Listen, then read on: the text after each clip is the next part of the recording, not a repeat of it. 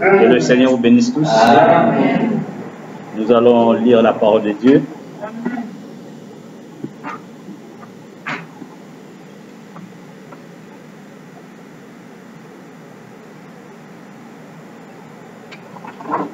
Prenons le livre de 1 Corinthiens, chapitre 9, versets 7 à 10. 1 Corinthiens 9, 7 à 10.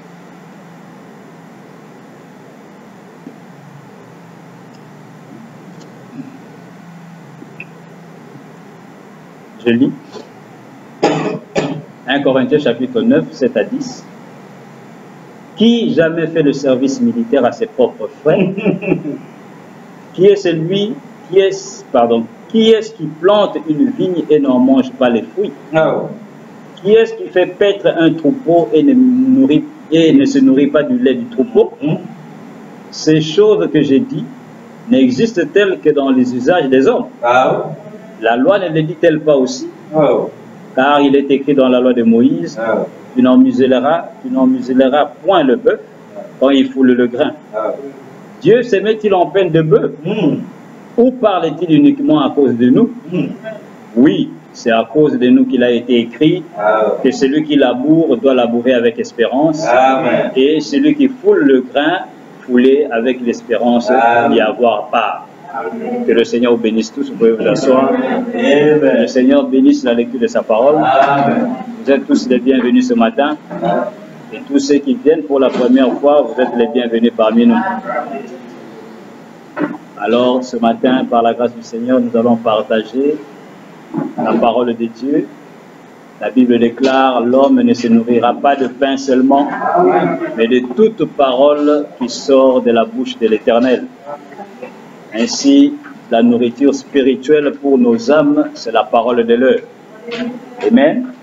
Et le petit sujet que nous avons ce matin, c'est, nous voudrions comprendre quelque chose. C'est quoi? C'est les animaux dans la parole de Dieu. On va vouloir comprendre les animaux. Qu'est-ce que les animaux représentent dans la parole de Dieu? Parce que quand nous lisons la Bible, vous allez remarquer que depuis le livre de Genèse jusque dans le livre d'Apocalypse, on ne parle que d'animaux. On voit les animaux partout dans la Bible. Alors on voudrait comprendre qu'est-ce que ces choses veulent dire. Est-ce que c'est juste par un hasard ou juste comme cela? Mais n'oublions pas que Dieu ne fait rien par hasard. Tout ce qui est dans la parole de Dieu a un but et cela a été posé là pour une raison valable venant de Dieu. C'est pour cette raison que le prophète de Dieu nous dit, ne lisons pas la Bible comme un journal, parce que la Bible c'est la pensée exprimée de Dieu.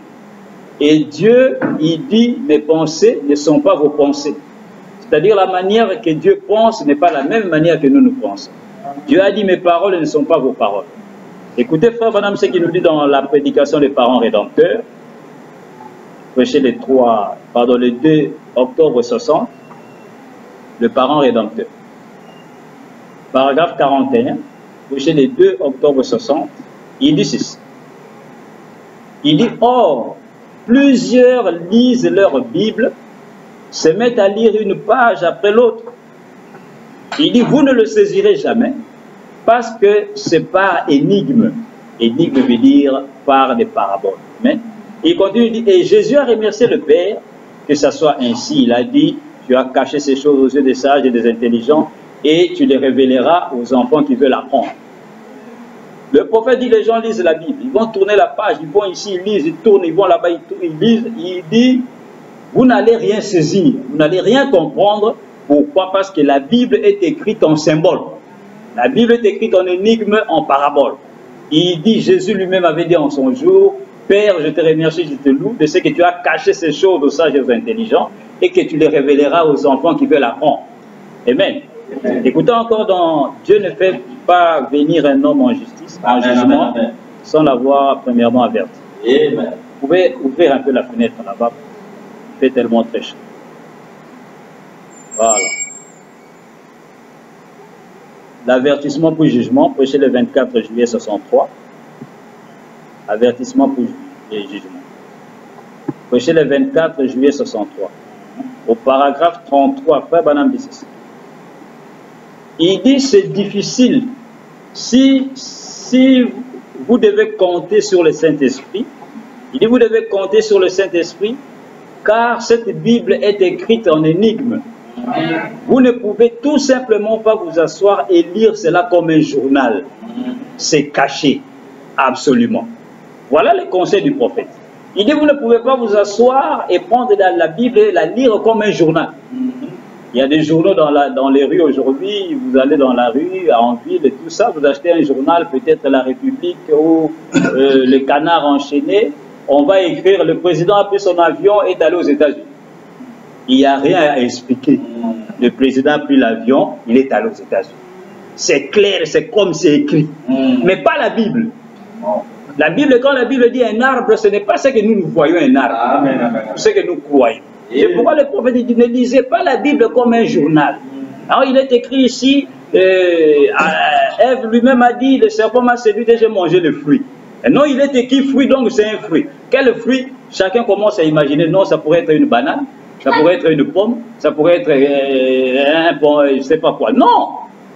La Bible, frère Branham dit, la Bible est écrite en symbole. Depuis le livre de Genèse jusque dans le livre d'Apocalypse, il n'y a que des symboles. Et alors, comme nous voulons comprendre les animaux dans la parole, qu'est-ce que cela veut dire? Pourquoi on retrouve les animaux partout dans la Bible? Depuis le livre de Genèse, la Bible déclare le serpent était l'animal le plus risé de tous les animaux des champs. Depuis le jardin d'Éden, on retrouve déjà une bête là-bas.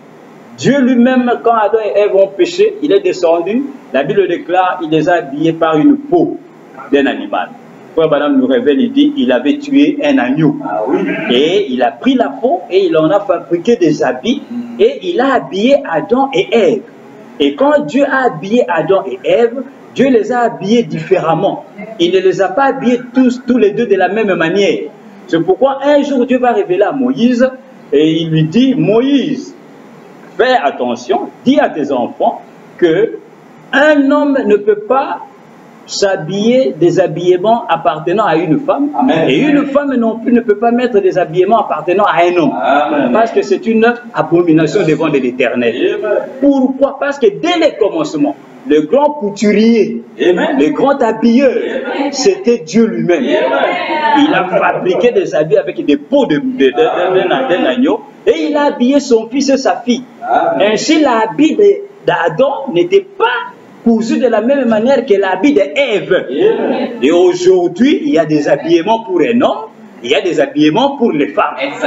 Donc, toi, une femme, tu ne peux pas prendre un habillement appartenant à un homme et mettre sur toi. Tu seras en abomination devant Dieu. Toi aussi, l'homme ne peut pas prendre des habillements appartenant à une femme et mettre sur toi. Tu seras en abomination devant Dieu. Amen. Donc, nous voyons partout, il n'y a que des animaux. Il n'y a que des animaux. Noé lui-même, en son jour, a fait entrer des animaux dans son arche, dans son bateau. Et partout, Daniel a eu des visions. Il a vu des animaux, il a vu des lions, il a vu des dragons, il a vu ceci. Jusque dans les livres d'Apocalypse, Jean lui-même voit les animaux partout dans la Bible. Mais qu'est-ce que cela veut dire? Pourquoi il y a des animaux partout? Amen. Maintenant, nous allons prendre quelques écritures qui vont commencer un peu à nous donner l'idée pour que nous puissions comprendre les animaux dans la parole. Qu'est-ce que cela veut dire? Prenons le livre de Genèse, Genèse 49, à partir du verset 8. Genèse 49, Ancien Testament. À partir du verset 8. Verset 8 et 9, et nous allons prendre aussi Genèse, toujours 49, verset 14.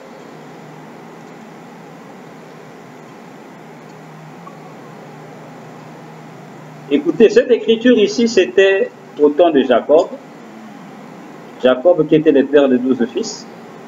Quand il était au point de partir, Genèse 49, 8 à 9, quand il était au point de partir, il a appelé tous ses enfants, ses fils, pour qu'ils puissent les bénir. Il dit, bientôt je sens ma mort venir, venez, je vais donner des bénédictions avant de partir.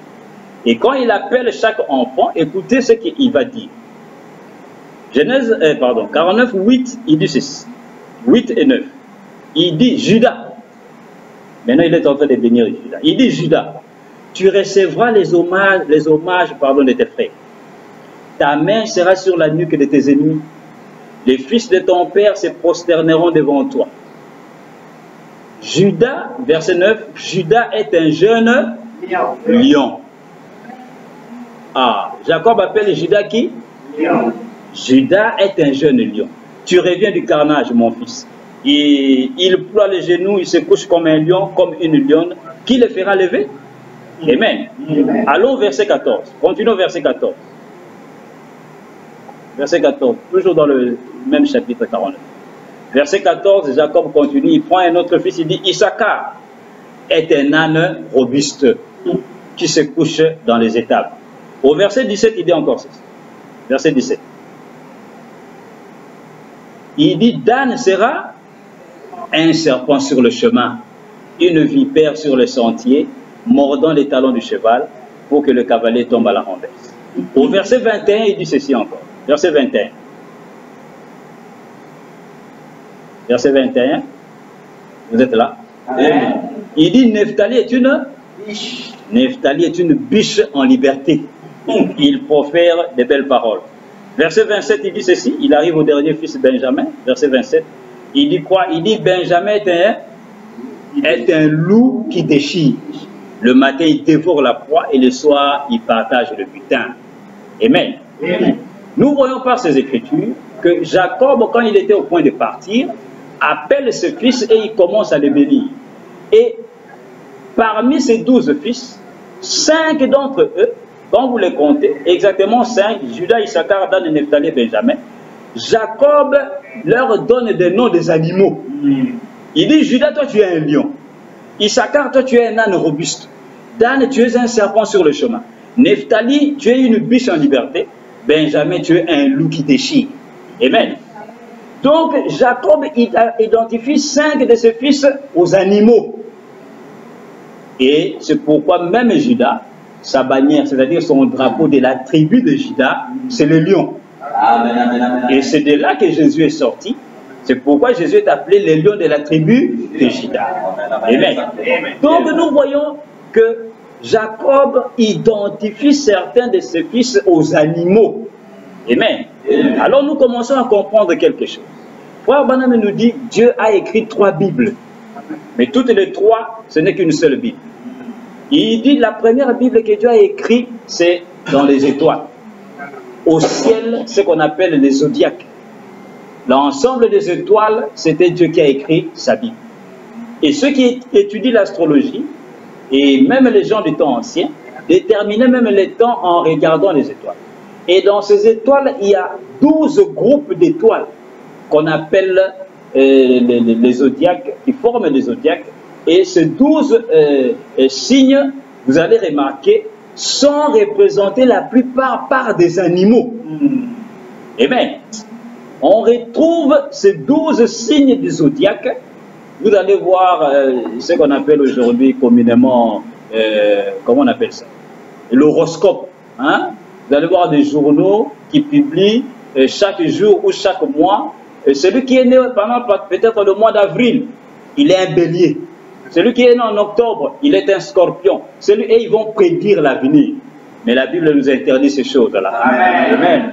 Et la plupart de ces signes zodiacales, vous allez voir, ces signes-là sont identifiés par des animaux. Ouais. Il y a le lion, il y a le taureau, il y a le bélier, il y a le scorpion, il y a le poisson, il y a le capricorne. Le capricorne, c'est un bélier avec une queue de poisson. Amen. Il y a le cancer. Le cancer, c'est la crabe. Vous connaissez les crabes qu'on retrouve dans l'eau, non? Que les nombreux même mangent. Il y a aussi le sagittaire. Le sagittaire, il est moitié homme, moitié cheval. Et vous allez voir, certains signes sont représentés toujours par des animaux. Amen. Et pourtant, ces signes du zodiaque, les 12 signes, Frère Branham dit, ça c'est la Bible. Cela commence avec la Vierge et se termine avec Léo qui est le lion. Il dit, le premier signe et le dernier signe, la Vierge et les lions représentaient la première venue de Jésus et la seconde venue de Jésus. La première venue, il vient par une Vierge, Marie, Et la seconde venue, il vient en tant que le lion de la tribu de Juda. Amen. Et dit, ça c'est la Bible. Il dit la deuxième Bible a été écrite dans les pyramides par Enoch en Égypte. Et il dit la troisième Bible, c'est celle que nous avons en papier pour les gens trop intelligents de cet âge. Amen. Alors nous commençons à voir, bien aimés, que les animaux représentent quelque chose. Et nous allons comprendre cela au fur et à mesure. Et les étoiles que renferment ces signes du zodiaque, les étoiles aussi représentent des êtres humains. Dieu un jour a amené Abraham au devant du sable. Il lui a dit, peux-tu compter les grains de ce sable? Abraham lui dit, c'est impossible. Il dit, quelle sera ta postérité? Amen. Un jour la nuit, il le fait sortir dehors. Il dit, viens, on va causer. Et Abraham sort et il voit, il dit, Dieu lui dit, lève tes yeux, regarde le ciel. Et c'était une nuit étoilée avec des étoiles, ainsi de suite. Et Dieu lui dit, peux-tu compter toutes ces étoiles-là? Abraham lui dit, je dis jamais. Et Dieu lui dit, telle sera ta postérité. Amen.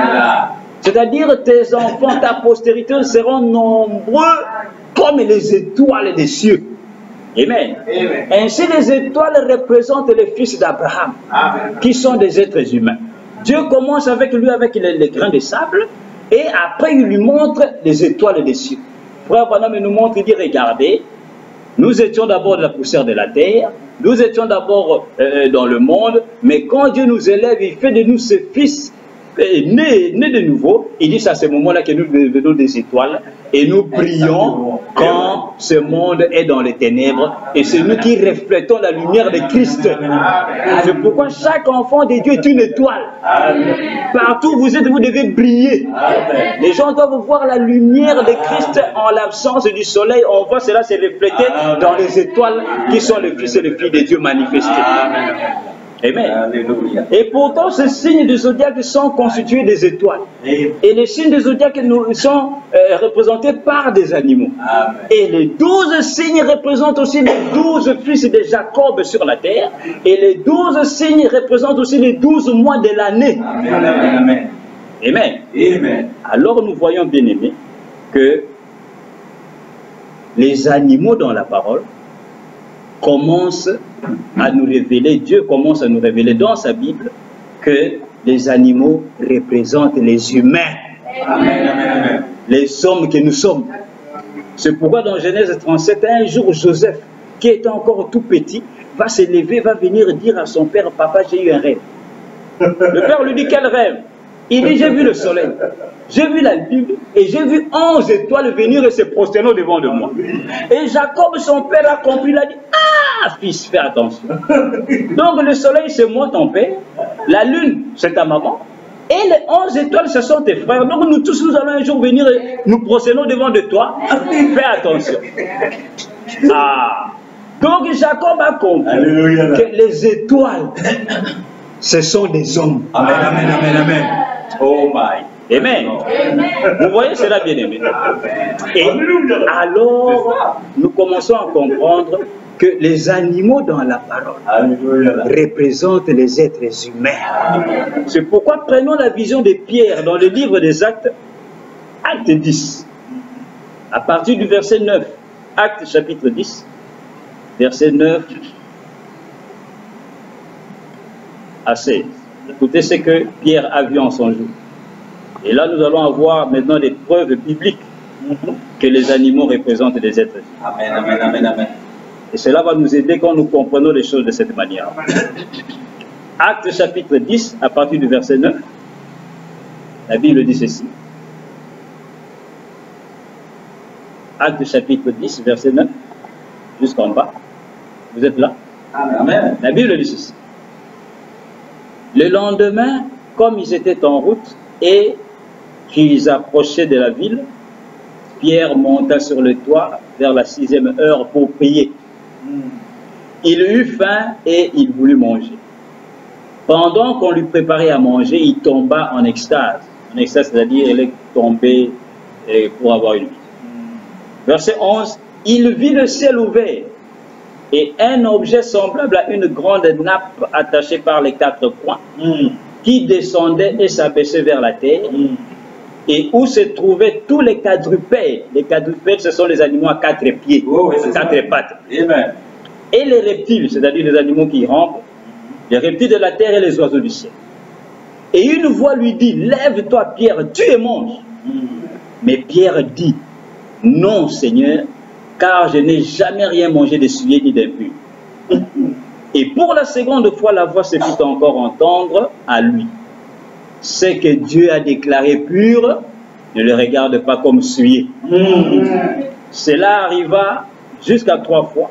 Et aussitôt après, l'objet fut retiré dans le ciel. Amen, amen, amen. Arrêtons-nous d'abord. Amen. Cette vision que Jean a eue, c'était quoi? Pierre, c'était comment? C'était que Dieu s'est révélé à un Italien, un Romain qu'on appelait Corneille, qui était un homme pieux, qui craignait Dieu, qui priait beaucoup. Alors, l'ange du Seigneur est apparu dans la maison de Corneille. Et l'ange a dit à Corneille, envoie des gens chez un monsieur appelé Simon, qu'on appelle Pierre, et allez l'appeler afin que lui puisse venir vous prêcher la parole ici dans ta maison. Alors, Corneille, qui était aussi le chef des Italiens et des Romains, il va prendre ses 2 serviteurs, il leur dit, allez à Césarée, allez là-bas et cherchez la maison où se trouve un monsieur appelé Simon qu'on appelle Pierre. Il habite aussi dans la maison d'un monsieur appelé Simon. Allez chercher et quand vous l'aurez trouvé, dites-lui de venir ici pour nous prêcher la parole. Alors ces gens vont aller, ils vont aller trouver Pierre. Et au moment où ces gens venaient, la Bible déclare, Dieu s'est révélé aussi à Pierre. Pierre était monté au balcon, il attendait sa femme en train de faire la cuisine, car n'oubliez pas, Pierre était marié, et il avait faim. C'est à ce moment-là qu'il tombe et une vision lui apparaît. Amen. Quelle était la vision? Il voit un grand drap attaché aux 4 coins. Et n'oubliez pas, Frère Madame nous revient dit la terre à 4 coins. Amen. Car selon le livre d'Apocalypse, la Bible déclare Apocalypse 7, Dieu a dit que vous les 4 anges qui se trouvent aux 4 coins de la terre, retenez vos vents jusqu'à ce que nous ayons scellé de sceaux les serviteurs de Dieu. Frère Madame me dit, on vous dit la terre est ronde, mais la terre est carrée. Amen. Exactement. Alléluia. Amen. La terre a 4 coins. Amen. Et alors, Pierre voit cette nappe descendre, et sur la nappe, il y avait des animaux de toutes sortes. Des animaux à 4 pattes, des animaux reptiles, des lézards, des serpents, et les oiseaux du ciel. Et la voix de Dieu lui dit, Pierre, tu manges ces animaux. Pierre regarde et dit, ah, lui qui connaissait la parole, lui dit, ce n'est pas possible. Moi, je ne peux pas manger ces choses. Ce sont des choses impures. Parce que l'Ancien Testament leur avait interdit. La loi de Moïse disait, il y a des animaux impurs que Dieu a déclarés impurs et que l'homme ne peut jamais manger. Et Pierre dit, non, non, non, Seigneur, moi, je n'ai rien mangé d'impur depuis que je suis né. Je n'ai jamais mangé. Et la voix lui dit, ce que Dieu a déclaré pur, toi, ne déclare pas cela souillé. Amen. Amen. Et alors, c'est là que ces gens arrivent à la maison de Pierre et vont parler à Pierre. Et Pierre va alors partir avec eux. Maintenant, continue au verset 24. Quand Pierre arrive dans la maison de Corneille, Pierre va alors comprendre la vision qui lui avait été donnée. Amen. Acte 10, 24 à 28. Écoutez ce que Pierre dit. Quand ils vont arriver dans la maison de Corneille. 24 à 28, Pierre dit ceci. La Bible dit ceci. Chapitre 10, verset 24. Il dit, ils arrivèrent à Césarée le jour suivant. Corneille les attendait et avait invité ses parents et ses amis intimes. Lorsque Pierre entra, Corneille, qui était allé devant de lui, tomba à ses pieds et se prosterna. Mais Pierre le releva en disant, lève-toi, moi aussi je suis un homme. Et conversant avec lui, il entra et trouva beaucoup de personnes réunies. Vous savez, leur dit-il, maintenant Pierre prend la parole. Il dit, vous savez, leur dit-il, qu'il est défendu à un juif de se lier avec un étranger ou d'entrer chez lui. Écoutez, Pierre continue de dire, mais Dieu m'a appris à ne regarder aucun homme comme souillé et impur. C'est clair. Hein? Pierre maintenant reçoit la révélation de la vision qu'il avait eue. Quand il voit des animaux, des quadrupèdes, des oiseaux du ciel, des reptiles, Dieu lui dit mange. Il dit non, non, non, ça ce sont des choses impures.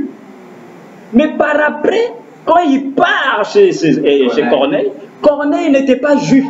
Corneille était un étranger, un Italien romain.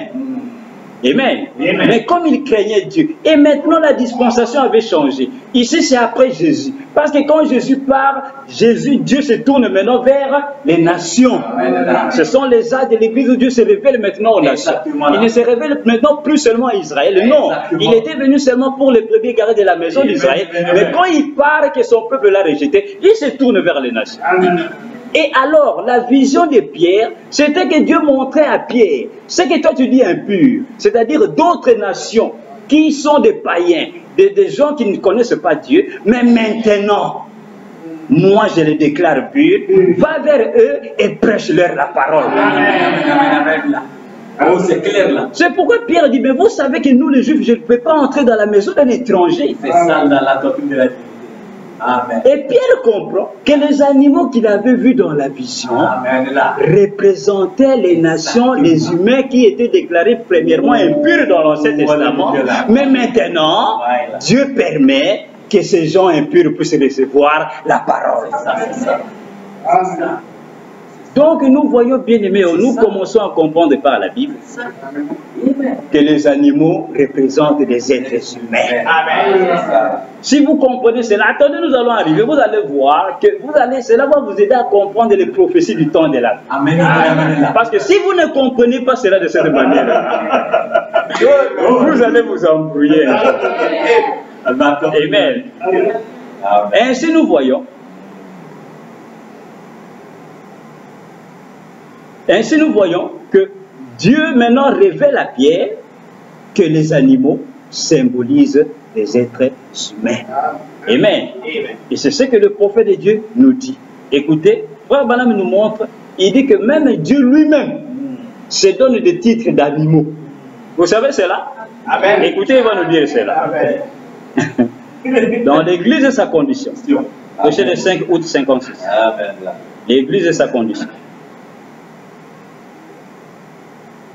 Péché le 5 août 56. Paragraphe 23, il dit ceci. 23-24. L'Église et sa condition. Il dit, or, il plut à Dieu, lorsqu'il envoya Jésus sur la terre, de le représenter sous la forme d'un animal. Et cet animal était l'agneau. Amen. Oh. Et tout au commencement dans le jardin d'Éden, comme préfiguration de la venue de Jésus, Dieu sacrifia un agneau comme offrande de remplacement. Cela laissait pressentir la venue de Christ. Il dit, je me suis souvent demandé pourquoi Dieu typifiait Christ par un animal, par une bête. Il dit, mais nous découvrons que l'agneau, la raison pour laquelle il choisit l'agneau, c'est que l'agneau est la plus humble et la plus douce de toutes les créatures de la terre. Il n'y a rien de plus humble et de plus doux qu'un petit agneau. Il est si innocent, il ne peut se suffire à lui-même, il n'est pas arrogant. C'est une petite créature douce et humble. Et lorsque Dieu voulut représenter Christ aux yeux du monde, il le représenta sous la forme d'un agneau. Mais lorsque Dieu le Père, Jéhovah, voulut se représenter lui-même depuis les cieux, il fut représenté sous la forme du plus doux et du plus humble de tous les oiseaux du ciel, la colombe. Il n'y a pas d'oiseau plus doux que la colombe. Amen. Vous voyez bien aimé. Dieu représente Christ qu'il avait oint son fils, il appelle l'agneau. L'agneau à cette corde. Amen. Mais Dieu lui-même, le Père, cette grande lumière qui était en Jésus, quand lui il a voulu se représenter, lui il s'est dit, moi je suis la colombe. C'est pourquoi quand Jean-Baptiste baptisait Jésus dans les eaux du Jourdain, Jean a dit, j'ai vu le ciel s'ouvrir et l'Esprit de Dieu descendre comme une colombe. Ce n'était pas une colombe, c'était comme une colombe, mais c'était la colonne de feu. Dieu le Père, le Logos, la parole, le Fils de Dieu qui était au commencement, Elohim, Dieu lui-même, est venu pour entrer où? Dans l'agneau.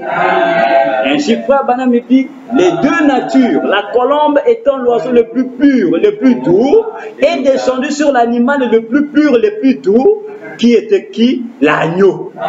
Et la colombe a conduit l'agneau. Il dit, si les deux natures n'étaient pas compatibles, la colombe n'allait pas descendre. Amen.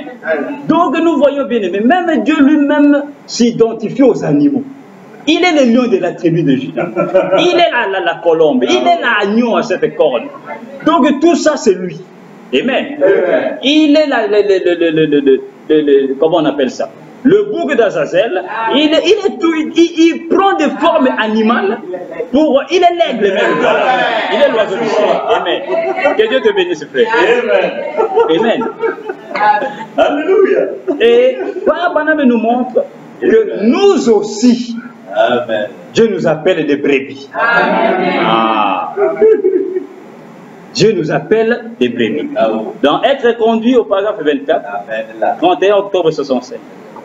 Être conduit. Suis-moi. 31 octobre 67. Paragraphe 24, Frère Branham dit, nous devons être conduits. Vous savez, Dieu nous a comparés à des brebis. Amen. Oh non. Ah. Il dit, saviez-vous qu'une brebis ne peut pas se diriger elle-même? Elle va errer et s'égarer. Elle ne peut simplement pas se diriger. Et elle doit avoir quelqu'un qui la conduise. Et parfois, le berger est censé conduire les brebis. Maintenant, ça c'était là-bas au temps du Seigneur Jésus. Il était le bon berger qui conduisait les brebis. Ah. Donc les animaux dans la parole, nous commençons maintenant à comprendre et à avoir des preuves bibliques que les animaux représentent des êtres humains que nous sommes.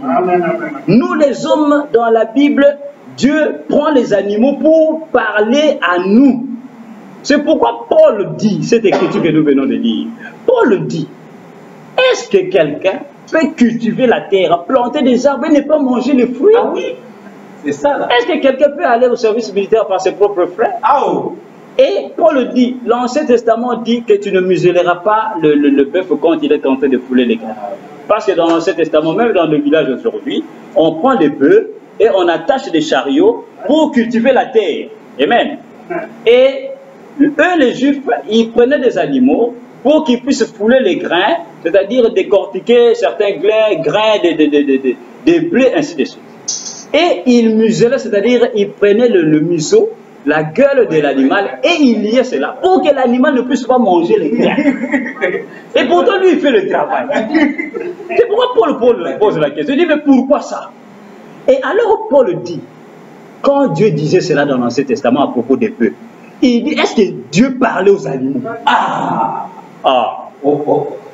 C'est pourquoi il pose la question, Dieu est-il en peine des animaux? C'est-à-dire, est-ce que Dieu se préoccupe des animaux? Quand Dieu a dit ces choses-là, disait-il aux animaux? Paul dit, hein, c'est à nous. Amen. Il dit, cette parole parlait des êtres humains, pas des animaux. Amen. C'est pourquoi dans Ézéchiel chapitre 34, verset 31, Ézéchiel dit ceci. Il dit, vous mes brebis, brebis de mon pâturage, vous êtes des hommes. Amen. Moi, je suis votre Dieu, dit le Seigneur l'Éternel. Amen. Donc, nous aussi, nous sommes des agneaux. Nous aussi, nous sommes des brebis. Et une brebis, frère Branham dit, une brebis ne se conduit pas elle-même. Pourquoi? Parce que la brebis, c'est-à-dire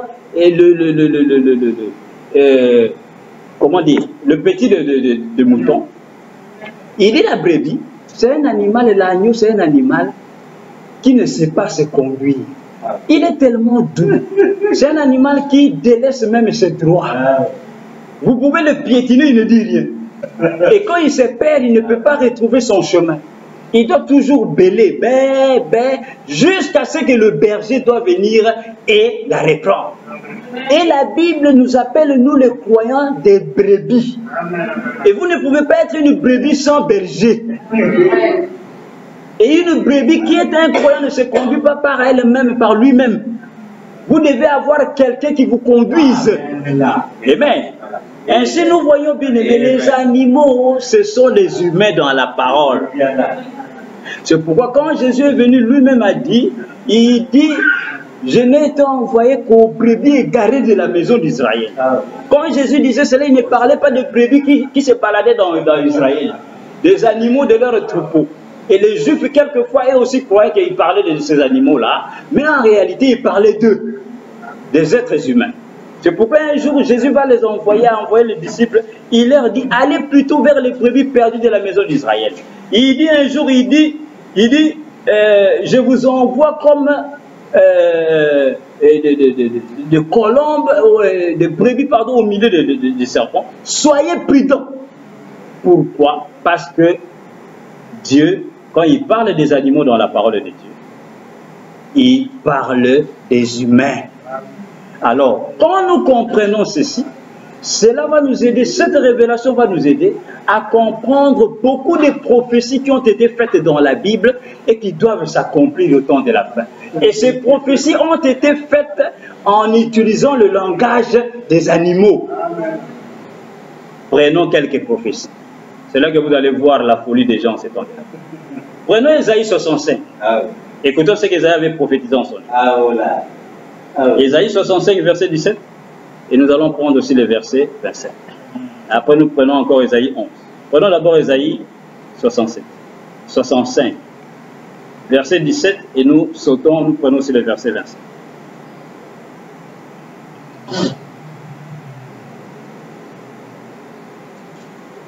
Ésaïe 65, verset 17.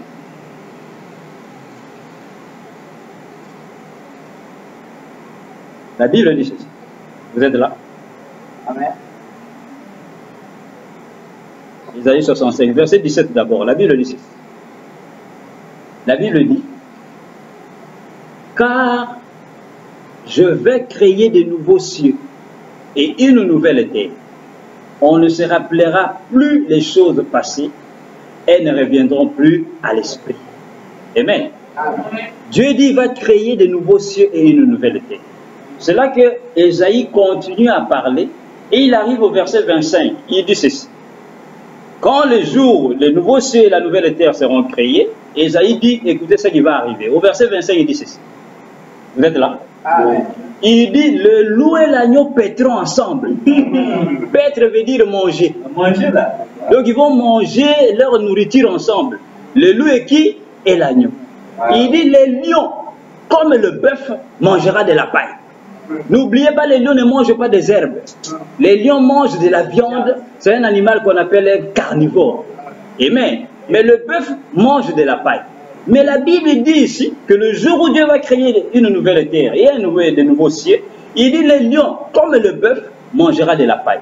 Et le serpent aura la poussière pour nourriture. Il ne se fera ni tort ni dommage sur toute ma montagne sainte, dit l'Éternel. Amen.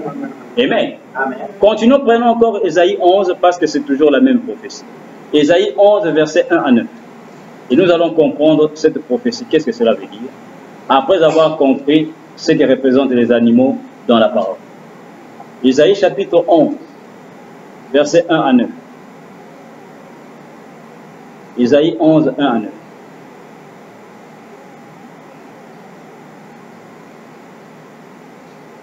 Ésaïe 11, 1 à 9. La Bible dit ceci.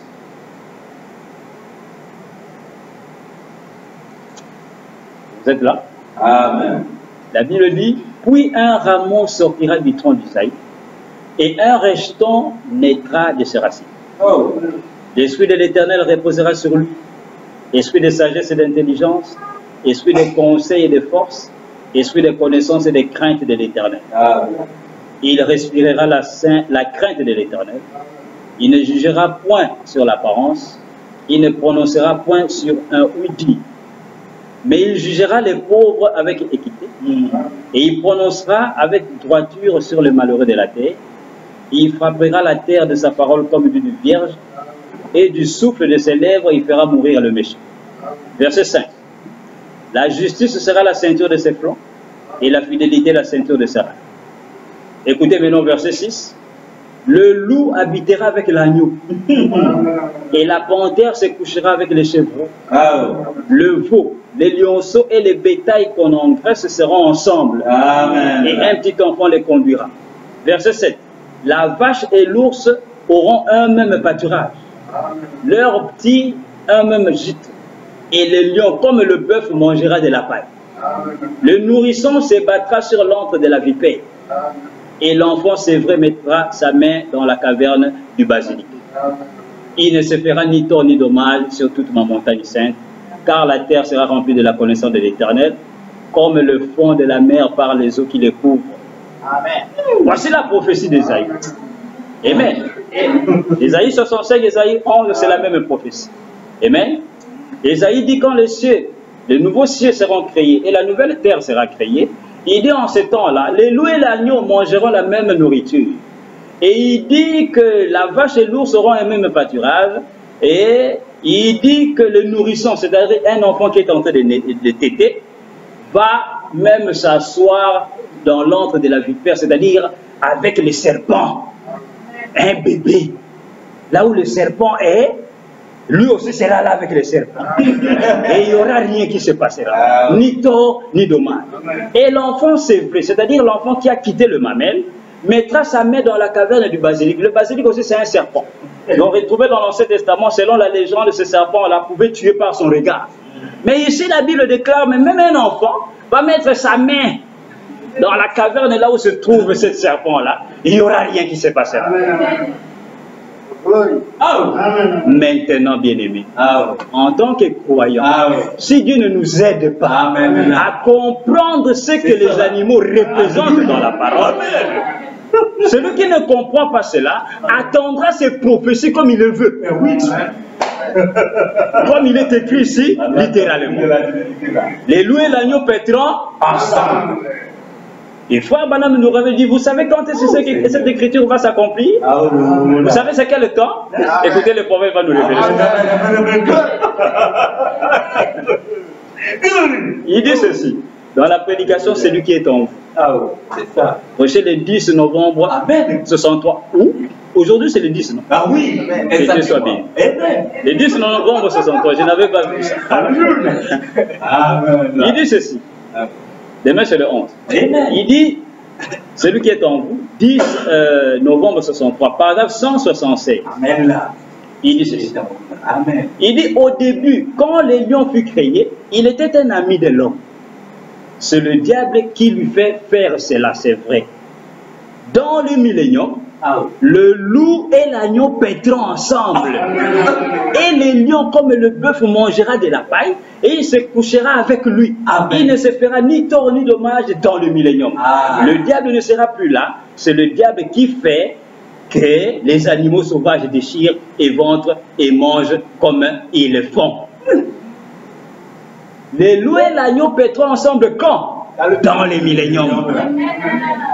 C'est à ce moment-là que le petit enfant, le bébé, touchera les serpents, il n'y aura pas de problème.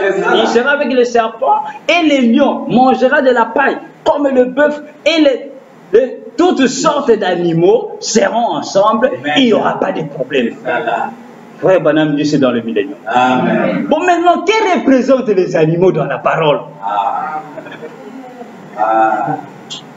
Toi, un croyant qui a reçu la révélation de la parole, comment attends-tu ces prophéties s'accomplir dans le millénium?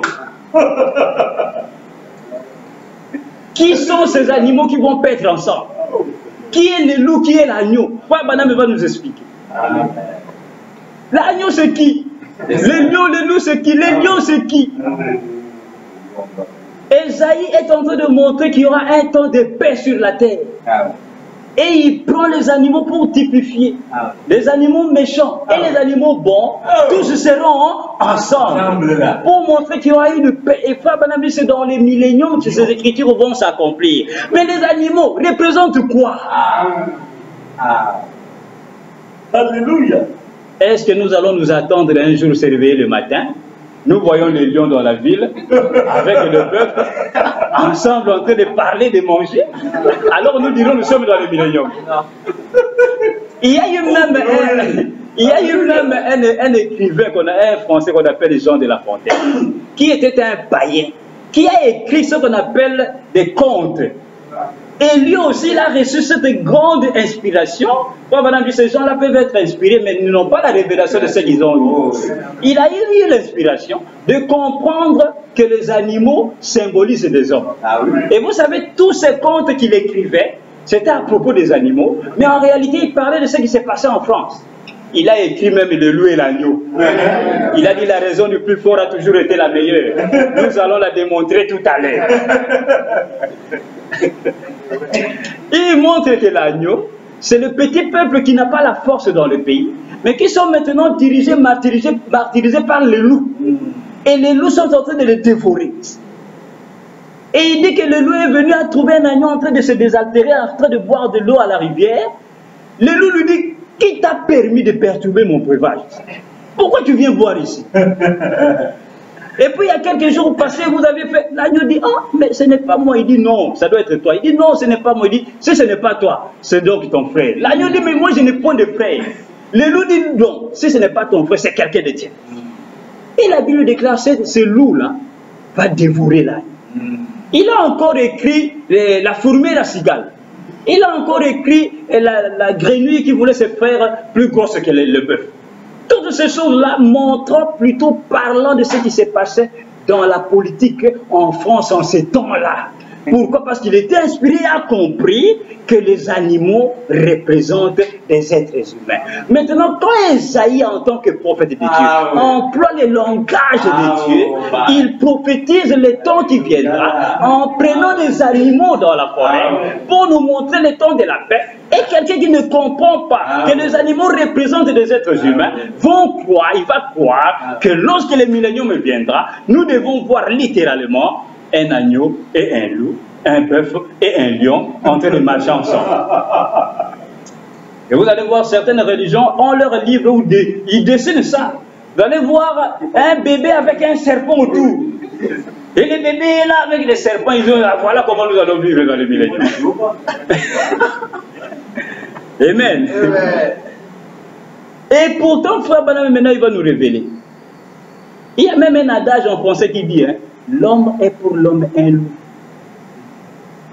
Les latins disent homo homini lupus. Cela veut dire que l'homme qui a une mauvaise nature en lui, il est pour son frère un loup. C'est-à-dire qu'il peut le dévorer à tout moment. Ah oui. Maintenant, regardez, l'agneau, c'est l'animal le plus doux. Mais le loup, c'est un animal méchant qui dévore. Mais la Bible déclare en ces temps-là, l'agneau qui est doux et le loup qui est méchant, les deux seront ensemble. Mais notre frère Madame va nous révéler, ça veut dire quoi? Amen. C'est ça là. Oh frère. Oh, le message est tout là. Oh, glory. Écoutez dans l'église de sa condition. Paragraphe 45. Verset le 5 août 56. Il dit ceci. L'église de sa condition. Paragraphe 45. Il dit ceci. Verset le 5 août 56. Il dit, nous sommes appelés agneaux de Dieu. Les femmes et les hommes ensemble ont commencé à agir n'importe comment, sauf comme des agneaux de Dieu.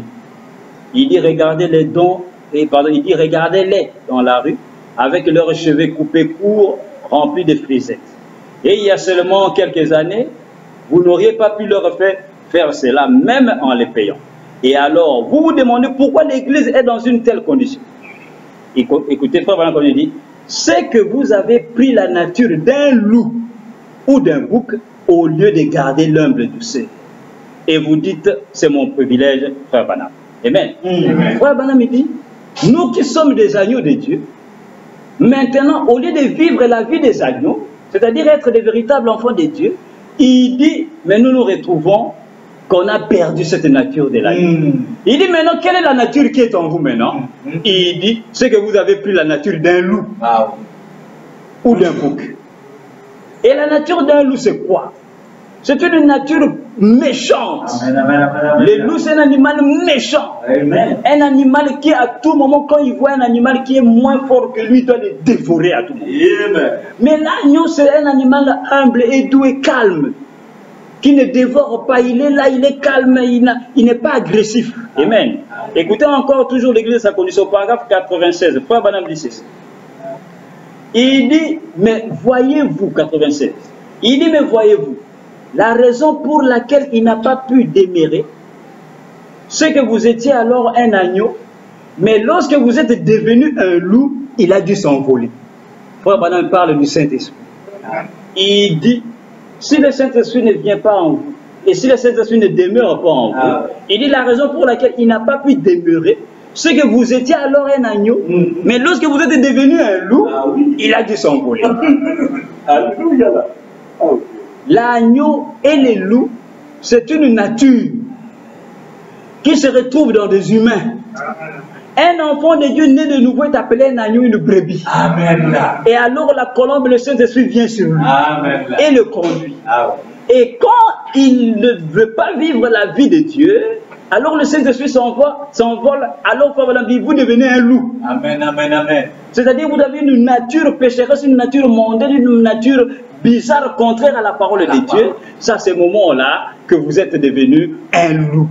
Mais au temps de la fin, la Bible déclare, l'agneau et les loups vont paître ensemble, vont manger une seule nourriture. Amen là.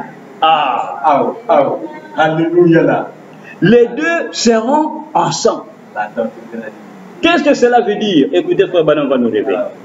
Dans la prédication, c'est le lever du soleil. Amen là. Il dit ceci, paragraphe 149. Prêché le 18 avril 65. C'est le lever du soleil. 149, il dit ceci. Il dit maintenant, vous qui autrefois vous promeniez avec un énorme cigare à la bouche et tout, ou un paquet de cigarettes, et vous les femmes qui autrefois aviez les cheveux courts, vous étiez maquillés et vous faisiez n'importe quoi, vous portiez des shorts et des choses du genre, tout à coup quelque chose a crié, vous avez regardé ici et c'était la parole. Il dit, voyez-vous, cela a vivifié votre... Vous avez dit, plus de shorts pour moi, plus d'alcool pour moi, plus de mensonges, plus de vols, plus de ceci, cela. Frère Branham dit, voyez, il dit, l'esprit qu'il a ressuscité des morts, s'il habite en vous, vos corps mortels aussi, qui sont la poussière de la terre, il les assujettira. Amen. Assujettir, c'est-à-dire, va faire que cette chose-là soit abandonnée, dépende complètement de l'autre chose. Il dit, vous voyez, c'est-à-dire quoi? Il dit, les assujettira à quoi? À Christ. Christ, c'est qui? La parole. Amen. Pas la théologie, mais la parole. Frère Branham dit quelqu'un qui était dans le monde, qui buvait, qui prenait l'alcool, qui fumait des cigarettes, la sœur qui s'est coupé les cheveux, qui s'est maquillée, ainsi de suite. Mais un jour, elle a entendu la parole. Un jour, le frère a entendu la parole. Et il a dit, non, non, non, moi je laisse tomber toutes ces choses-là. Il dit, c'est terminé. Et frère Branham dit, maintenant, l'esprit qui a ressuscité Jésus-Christ d'entre les morts, si cet esprit-là revient en vous, cet esprit-là va même vivifier vos corps mortels. Et le corps va faire quoi? Le corps va être soumis à cet esprit qui est venu en vous. Quel est l'esprit qui est venu en vous? Le Saint-Esprit. Et quand le Saint-Esprit vient en vous, qui est l'agneau qui est venu en vous, alors vous, votre corps va être assujetti, soumis, abandonné, dirigé par la parole qui est en vous. C'est à ce moment-là que votre nature de loup, cette chair ici qui est le loup, va être complètement ensemble avec l'agneau Christ en vous. Amen. Et les deux, vous serez ensemble. Oh Seigneur. Oh, la doctrine de la divinité là. Mais maintenant, ce corps-ci n'est plus conduit par le monde, mais il est conduit par le Saint-Esprit qui est en vous. Amen. Écoutez encore au paragraphe 155, toujours le lever du soleil.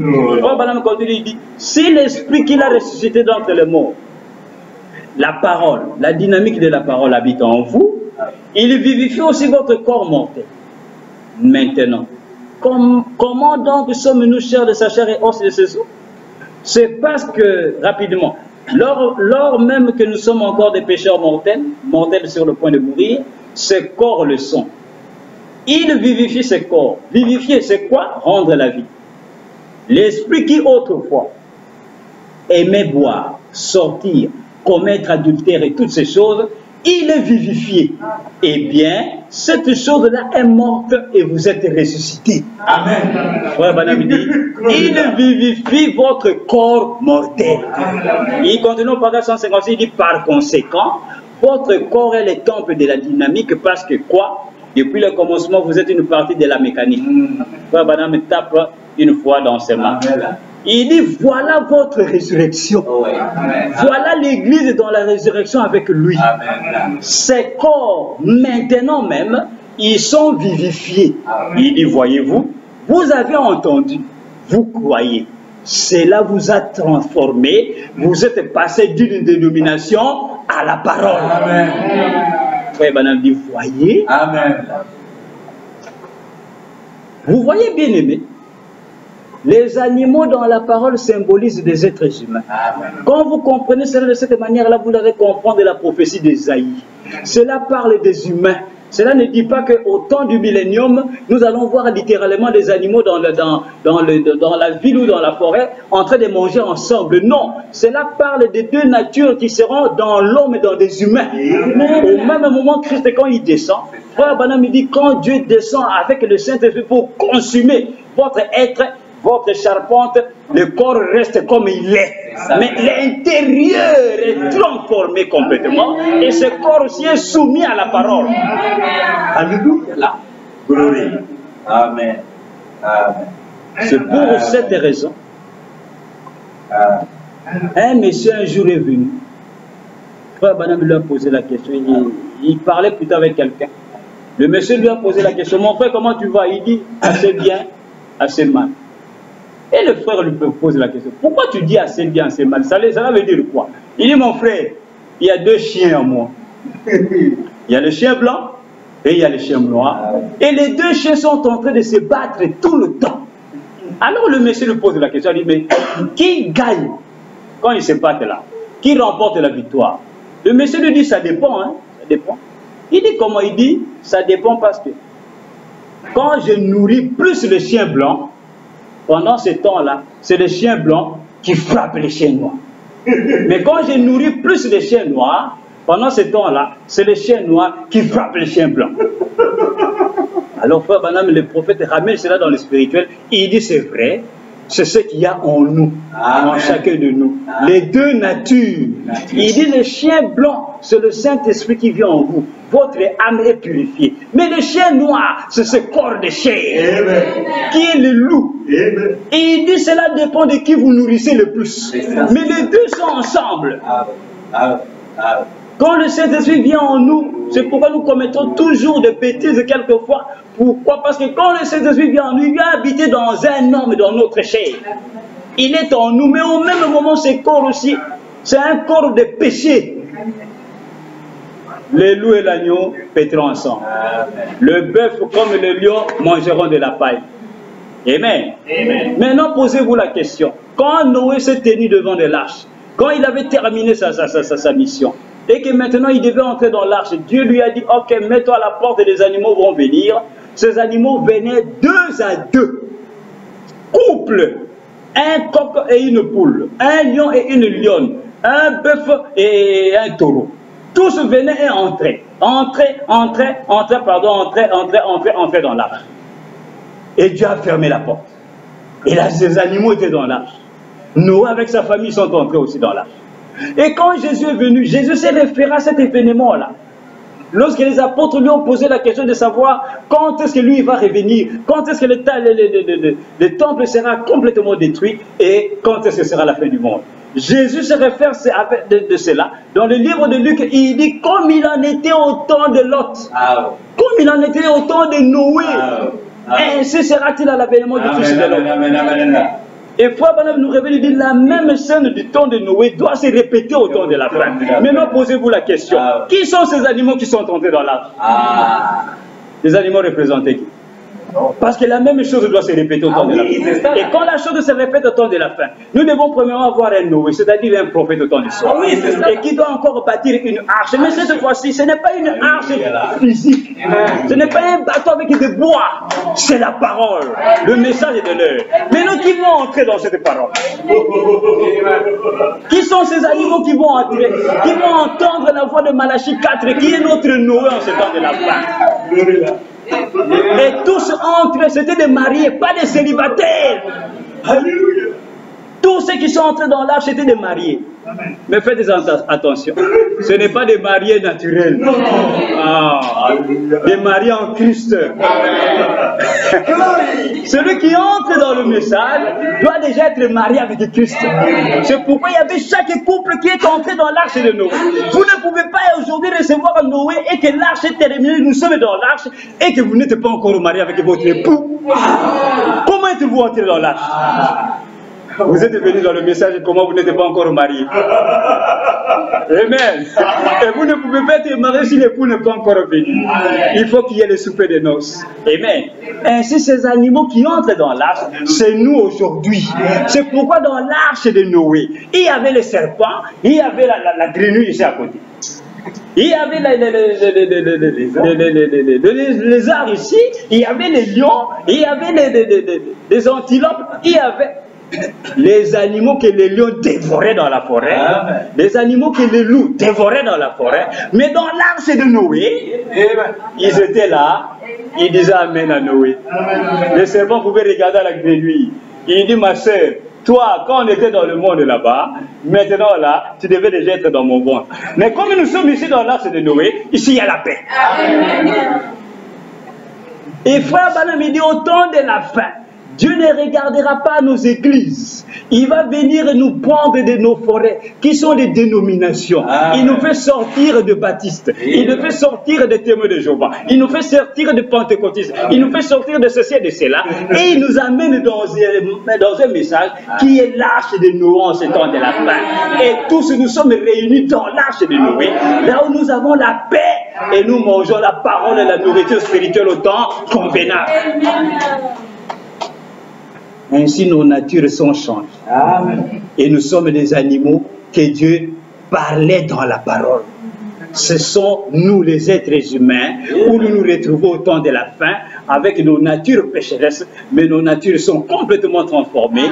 Dieu habite en nous, sur cette terre de péché qu'il avait lui-même créée, et il vit en nous, et nous avons la paix en ce temps-là. Amen. C'est pour cette raison, bien aimé, quand nous comprenons cela, nous comprenons les promesses du temps de la fin. Quand Jésus disait en son jour qu'au temps de la fin, dans le livre de Matthieu, il dit toutes les nations seront rassemblées devant lui, il séparera les uns d'avec les autres, comme le berger sépare les brebis d'avec les boucs. Au temps de la fin, Dieu va séparer les brebis et les boucs. Les boucs, c'est qui? Ce sont des païens qui ne croiront pas la parole. Et les brebis, c'est qui? C'est les enfants de Dieu qui croiront la parole. Mais au temps de la fin, Dieu les séparera. Et le berger de la maison, de la bergerie, prendra les brebis et va les ramener où? Dans son troupeau.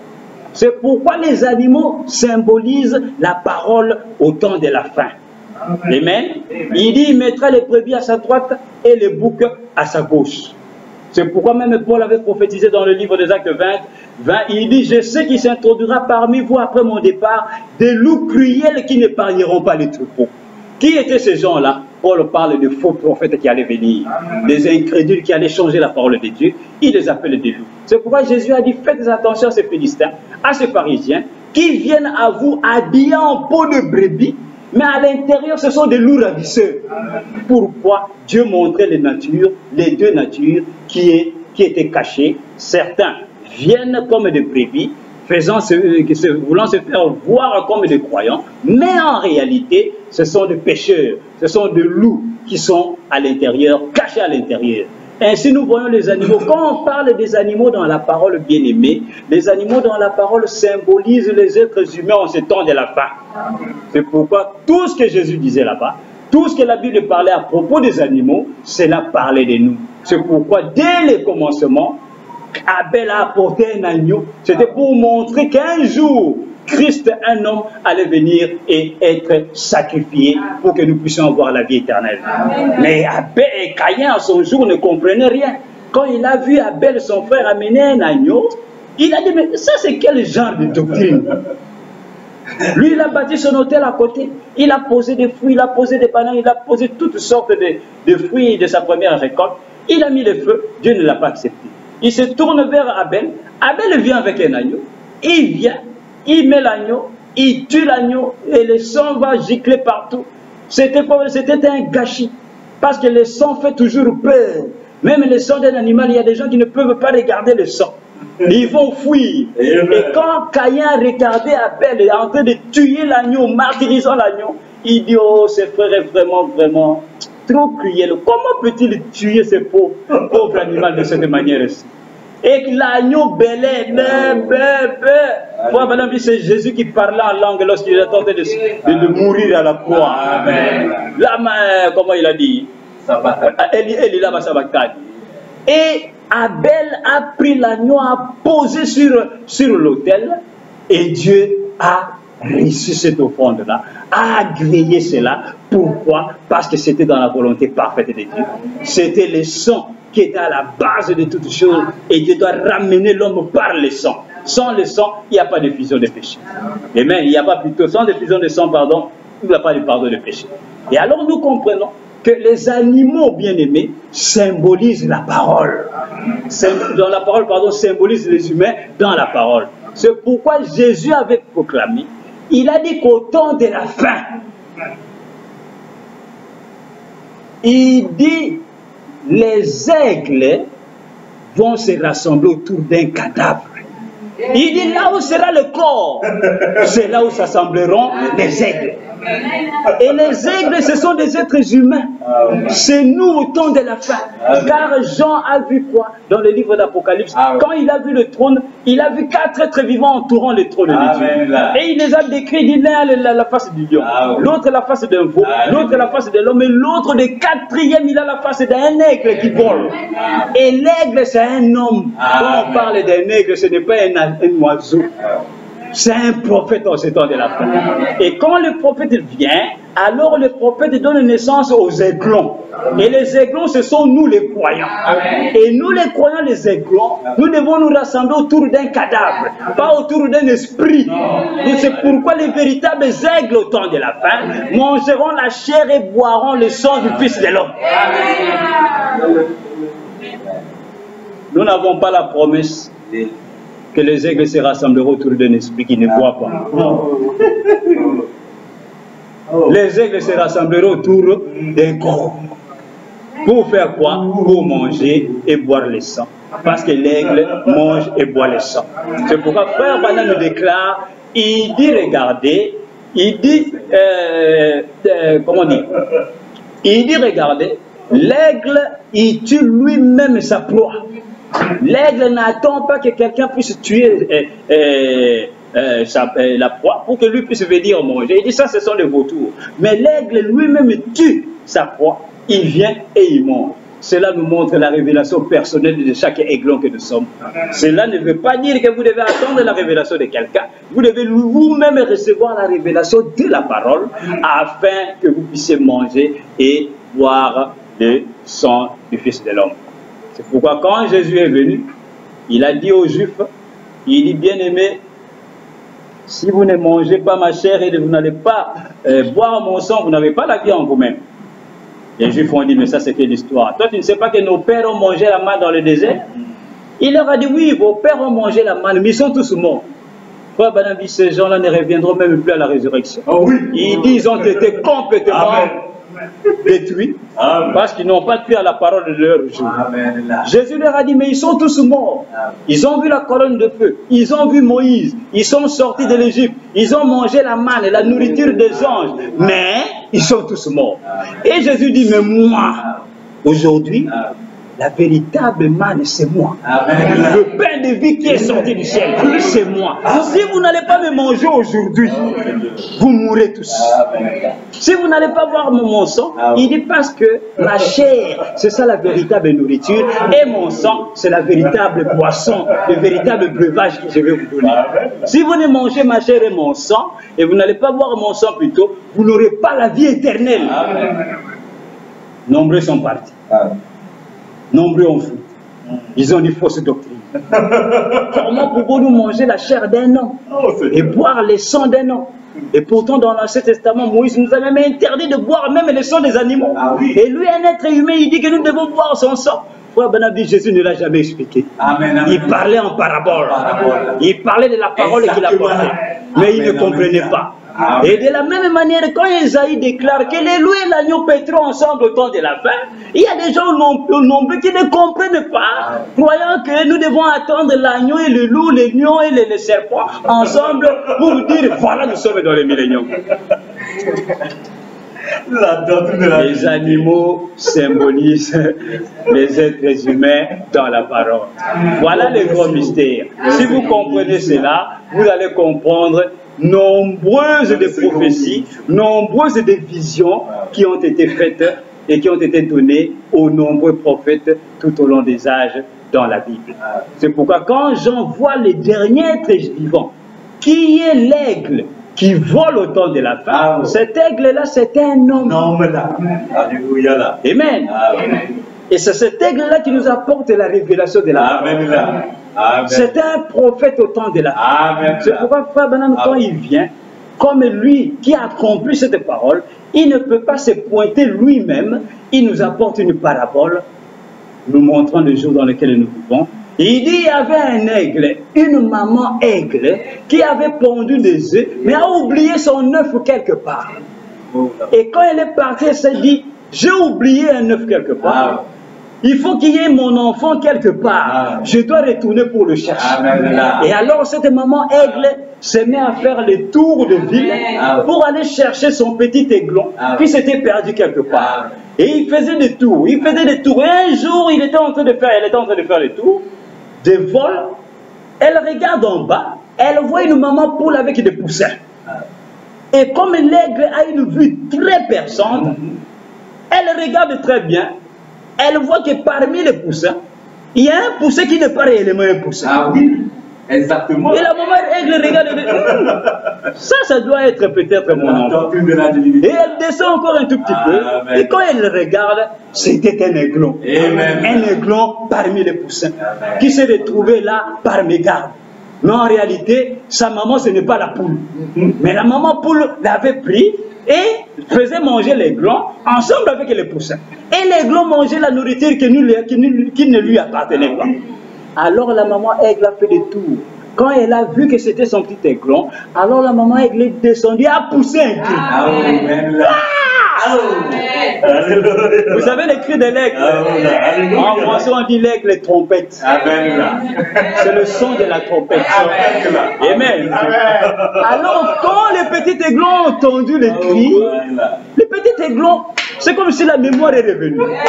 Et quand la maman poule a entendu les cris, la maman poule connaît les cris. Elle sait que c'est l'oiseau qui vient chaque fois enlever les animaux. Et quand la maman poule a entendu les cris, la maman poule s'est arrêtée. Elle a regardé. Hey, mes enfants, retournons dans la basse-cour.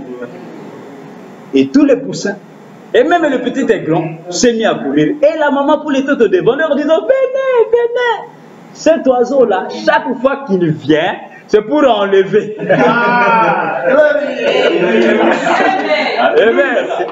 Et alors, les petits poussins se sont mis à courir. Et la maman aigle tourne, pousse encore un cri. Quand elle a poussé le deuxième cri, le petit aiglon s'est arrêté. Il a dit non, non, non, non. C'est comme si ce cri me rappelle quelque chose. Et la maman poule est allée, s'est tournée. Elle a vu le petit aiglon qui s'était arrêté. Les autres poussés venaient. La maman poule plutôt, a dit au petit aiglon, toi, mais viens. Tu ne sais pas qu'il va t'enlever. Tu es en train de rester là-bas, mais il va t'enlever. Viens, dépêche-toi. La maman aigle pousse encore un autre cri. La maman poule fouille avec ses poussins. Vous allez se cacher dans la basse cour. Le petit aiglon reste. Et la mère aigle vient tourner. Et le petit aiglon lève ses yeux. Et elle regarde. Il regarde, il dit, ah, mais ça doit être ma mère. Et la mère aigle a dit, aiglon, tu n'es pas un poussin. Et elle lui dit, viens par ici. Mais le petit aiglon dit, mais qu'est-ce que je peux faire pour venir là-bas? Frère, comprenez bien la parabole de William Branham. La mère aigle n'a jamais posé ses pieds sur la terre. Comprenez bien la parabole. La mère aigle n'est jamais venue chercher l'aiglon. Non. La mère aigle a dit à l'aiglon, toi, tu peux venir.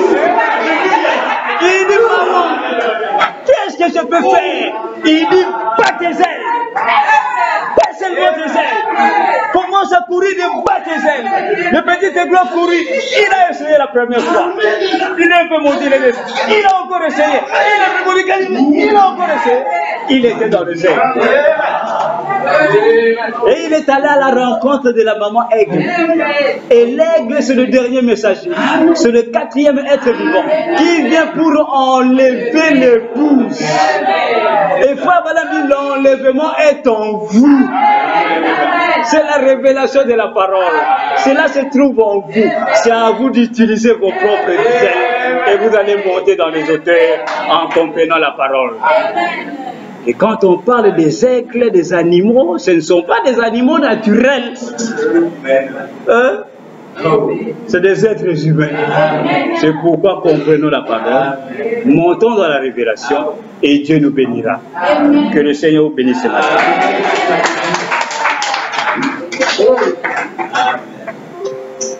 Amen. Nous allons incliner nos têtes.